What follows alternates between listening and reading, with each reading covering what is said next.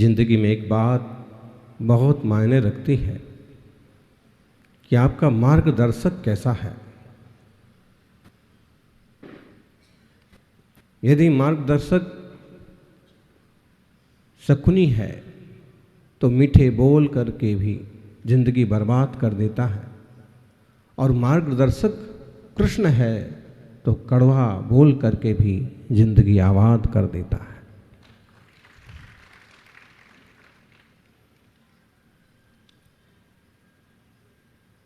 सुदामा ने कृष्ण से पूछा, कान्हा बहुत मौन रखते हो, बहुत मुस्कुराते हो, दोनों में अंतर और फायदा क्या है? कृष्ण ने कहा, मुस्कुराने से कई समस्याएं सुलझ जाती हैं। मुस्कुराते रहने से टेंशन नहीं होती है, कई समस्याएं आपो आप सुलझ जाती हैं।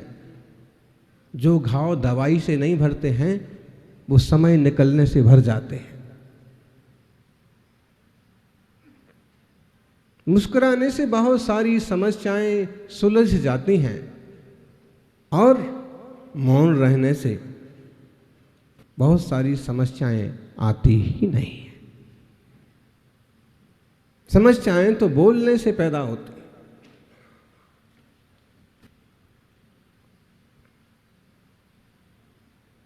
कल हमने प्रवचन किया और व्हाट्सएप वीरों की कोई कमी नहीं है। हाथों हाथ मीम्स बन जाते हैं, हाथों हाथ कट पेस्ट करके एक ऐसा नमूना तैयार कर दिया कि अगर जहां जहां श्वेतंबर बंधुओं में जाए तो उनको हमारी बात बुरी लग जाए कि हमने प्रशंसा और उसका रूप दे दिया बुराई का। चूंकि बुद्धिमान है लोग समझ जाएंगे। फिर भी सच में जिंदगी के इस रण में खुद ही कृष्ण और खुद ही अर्जुन बनना पड़ता है। जिंदगी के इस रण में खुद ही कृष्ण और खुद ही अर्जुन बनना पड़ता है। रोज अपना ही सारथी बनकर जीवन की महाभारत लड़ना पड़ता है। रोज अपना ही सारथी बनकर जिंदगी की महाभारत लड़ना पड़ता है। इतने उतार चढ़ाव आते हैं कि आप अपना अच्छा करने जाते हैं, किसी का अच्छा करने जाते हैं और उसको बुरा समझ लिया जाता है। आप भला सोचने जाते हैं, उसको बुरा रूप दे दिया जाता है। हर पल राग देश की महाभारत में एक आपका आत्मा ही कृष्ण है, आपका आत्मा ही अर्जुन है।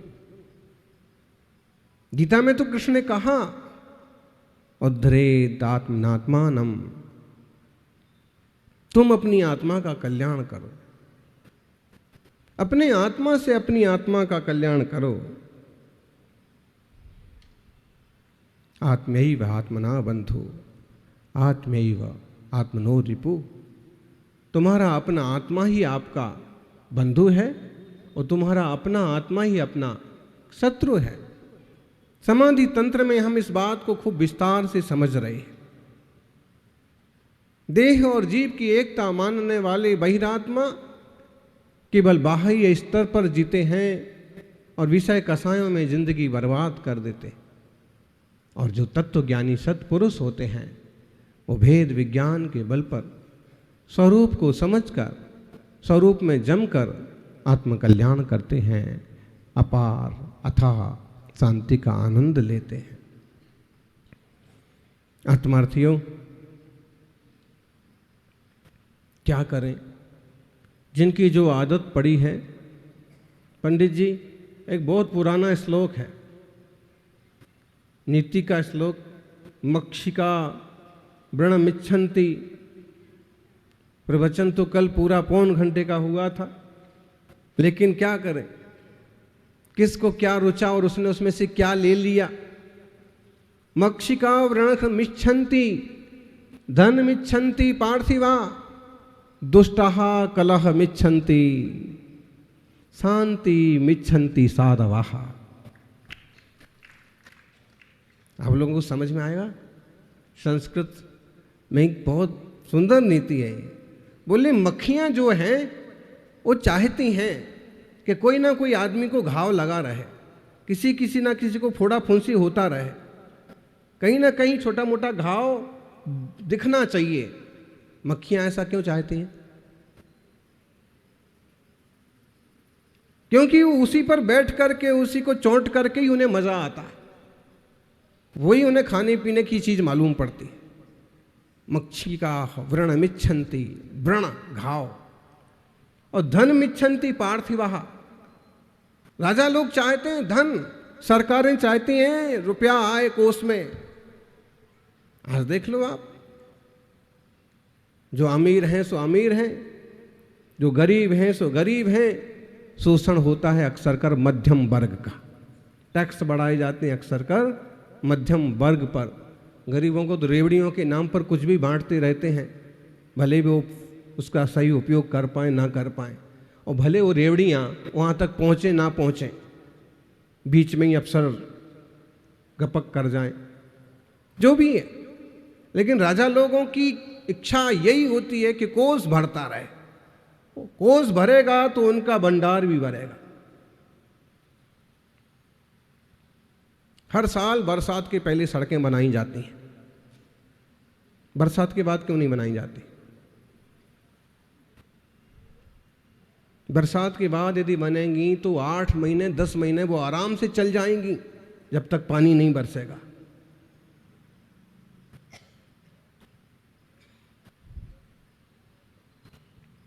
भ्रष्टाचार का पेट कैसे भरेगा? बरसात के पहले बनाएंगे और एक ही बरसात गिरेगी और सड़कें साफ हो जाएंगी। पुल बनते हैं करोड़ों के और टूट जाते हैं। सरकार का नुकसान नहीं हो रहा है, नुकसान जनता का हो रहा है। अगली बार फिर पुल बनाएंगे, फिर भ्रष्टाचार करेंगे, फिर टूटेगा, अगली बार फिर बनाएंगे। वृक्षारोपण अभियान चल रहा है और लाखों पेड़ राजस्थान में लगाए जा रहे हैं। धरती पर लगे न लगे, अखबारों में और कागजों में तो लग ही जाएंगे।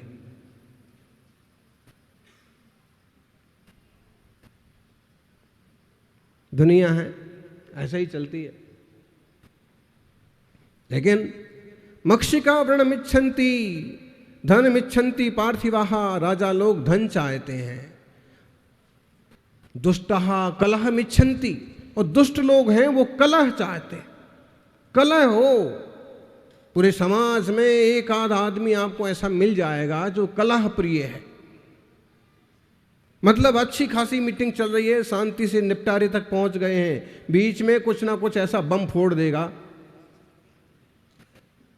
कि सब धरा रह जाएगा। 2 पंडित जी यहां बैठे हैं, एक पंडित जी और घूम रहे होंगे बाहर। वो बता रहे थे कि एक प्रतिष्ठा को लेकर के चर्चा चल रही थी, सब मीटिंग फाइनल हो गई और अमुक जी को महामंत्री बना दिया, सब बातें फाइनल हो गई। फिर वो कहने लगे नहीं मुझे महामंत्री नहीं, मुझे उपाध्यक्ष बनाओ। उपाध्यक्ष भी बना दिया। फिर वो अपने चले गए अपने शहर। बाद में उनने वहाँ बखेड़ा कारा कर दिया कि मुझे तो अध्यक्ष बनना है। तो बता रहे थे कि फिर हमने क्या किया है, सब समाज से मिल मिला करके 2 अध्यक्ष बना दिए। कितने अध्यक्ष जी? कलह मत करो, तुम काम भ्रष्ट मत कर दो, मैं प्रतिष्ठा नहीं होने दूंगा, मुझे अध्यक्ष नहीं बनाया। भाई बना दो, अध्यक्ष बना दो। कलह प्रिय लोग होते हैं। परिवार में भी एक आध निकल पड़ता है कि सब चीजें ठीक चल रही हैं, कुछ ना कुछ बीच में। समाज में भी होता है। अब किशनगढ़ में है कि नहीं ये तो हमें अभी तक मालूम नहीं पड़ा। दुष्टाः कलह मिच्छन्ति, इस टाइप की बुद्धि के लोग होते हैं, वो चाहते कलह हो, आप कोई भी काम शांति से अच्छे से पार ना पाड़ पाए। इसलिए फिर एक नीति और है, दुर्जनम प्रथमम बंदे। जो दुर्जन है सबसे पहले हम्म।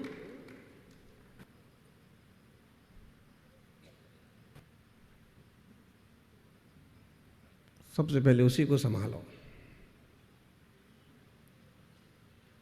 उसको ये महसूस मत होने दो कि वो दुर्जन है, उसे फील मत होने दो कि वो बुरा है। हो सकता है कि आपके प्यार से उसका चित्त बदल जाए, हो सकता है धीरे धीरे उसमें भी चेंजिंग आए। इसलिए परिवार में हो कि समाज में कोई ऊंचा नीचा व्यक्ति भी हो तो आपको अपने विवेक से, अच्छे व्यवहार से उसे सही लाइन पर लेके चलने की कोशिश करना चाहिए। लेकिन दुष्टाः कलह मिच्छन्ति, दुष्ट कलह चाहते हैं, और शांति मिच्छन्ति साधवाः, साधु क्या चाहते हैं? बोलो ज्ञानी, शांति।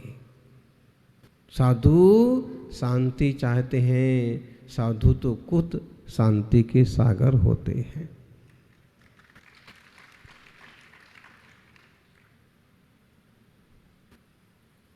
शांति चाहते हैं, वो जहां विराजते हैं वहां भी शांति हो जाते। बहुत बार हम सोचते हैं कि महावीर स्वामी के वंशज हैं दिगंबर मुनि, महावीर स्वामी के रूप को धारण करने वाले हैं नरग्रंथ, महावीर स्वामी के परंपरा को जीने वाले हैं जैन साधक। उनका जीवन कम से कम इतना संतुलित तो होना ही चाहिए कि महावीर स्वामी के चरणों में आकर के शेर और गाय एक घाट पर पानी पीते थे, तो कम से कम आपकी भी इतनी निर्मलता, सहजता, शांति बड़ी होना चाहिए कि शेर गाय न सही, पंथी वंथी सब लोग कम से कम एक साथ आकर के एक बार पर बैठ पाए। उसमें तो थोड़ी कटुता में कमी आए कि नहीं महाराज जी बहुत शांति प्रिय, वहाँ जाके शांति लगती है जी। अपनी मान्यता अपनी अपनी घर पर रखो और जिनवाणी का श्रवण जरूर करो, गुरुवर की सेवा जरूर करो। साधुओं को भी और निखरने की जरूरत है। निखर निखर के ही तो भगवान बनते हैं। तीर्थंकर महावीर स्वामी ने पिछले भाव में साधना की, पार्षदात स्वामी ने 10 भाव तक साधना की, अंत में निखरते निखरते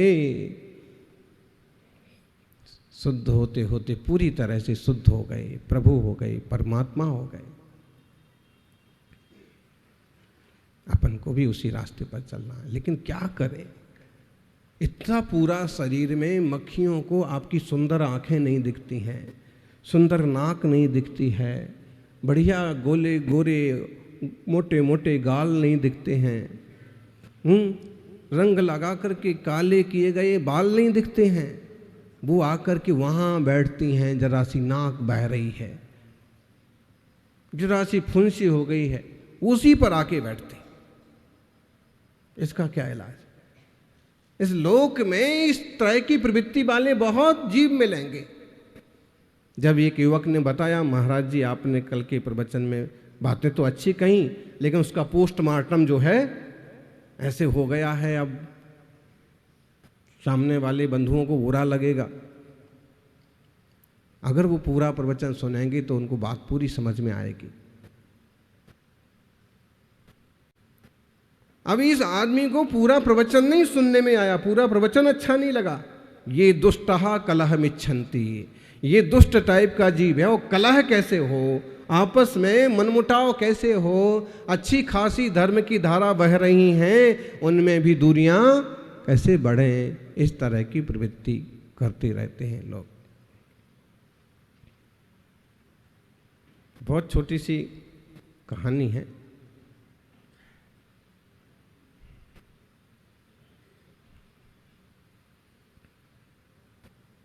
भारत का एक प्रतिनिधि मंडल, कहानी समझना, सच्चाई नहीं, ब्रिटेन गया।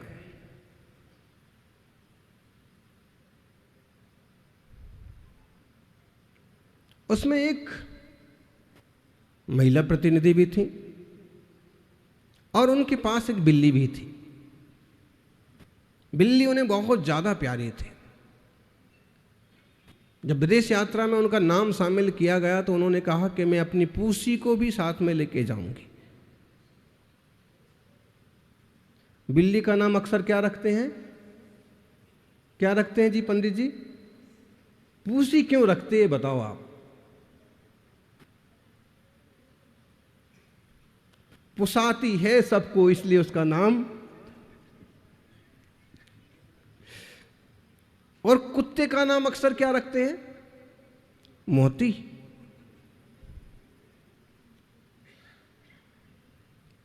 शेरू। बोले कभी हम भी शेर हुआ करते थे।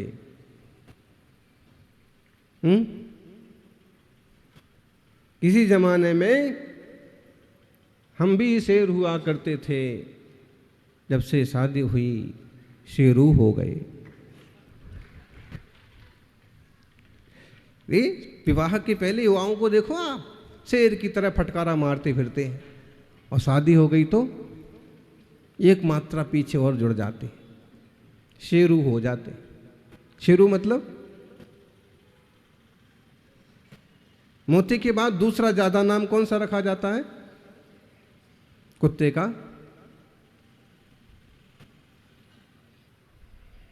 क्या करा जाए? लोगों ने भी कहा कि आप ठीक है, आपकी बात मान सकते हैं, आप बहुत बड़ी भूमिका में हैं और आप अपनी बिल्ली ले जा सकते हैं। बिल्ली लेके गए, महारानी एलिजाबेथ से भी मिलना हुआ, और एलिजाबेथ की मीटिंग जो हुई,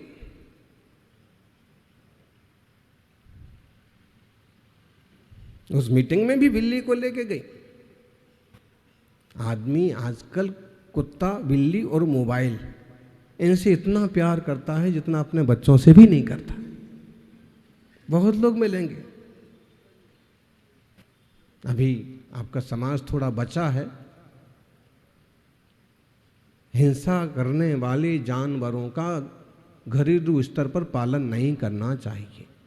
वो आ जाएं, बैठे रहें, उन्हें आप रोटी डाल दें, भूखे ना रहें, इतना तो ठीक भी है। लेकिन 3-4 लाख में, करोड़ों में खरीद करके लाएं और फिर उसकी गुलामी करते रहें, एकदम बेवकूफ़ी। माँ बाप की तरफ, बच्चों की तरफ ठीक से देखते नहीं, और इस तरह के जानवरों के प्रति दुर्व्यवहार नहीं करना है, लेकिन तुम सिर्फ एक खिलौने को लेकर के तमाशा करते। सारी मीटिंग हुई, सब कुछ हुआ, वापिस आ गई। यहाँ बिल्ली विदेश यात्रा से जब आई वापिस, तो सारी बिल्लियों ने बड़ा जश्न किया। बिल्ली एसोसिएशन ने मिलकर के सम्मान समारोह आयोजित किया।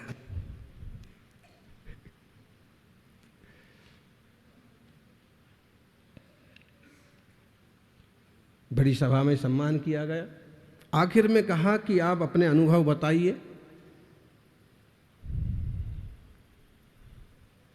आप अपने संस्मरण सुनाइए। बिल्ली खड़ी हुई। भाइयों, बहनों और देशवासियों,